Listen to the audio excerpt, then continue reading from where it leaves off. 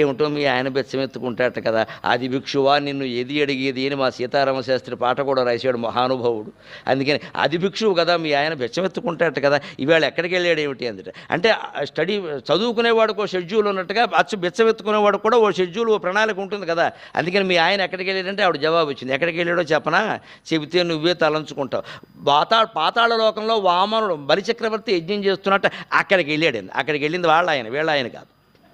బిచ్చమెత్తింది ఎవరండి? ఆయనేనండి. శివుడు ఎక్కడ బిచ్చమెత్తాడండి?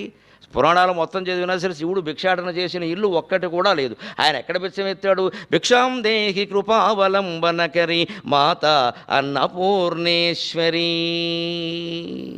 భార్య దగ్గర బిచ్చమెత్తాడండి.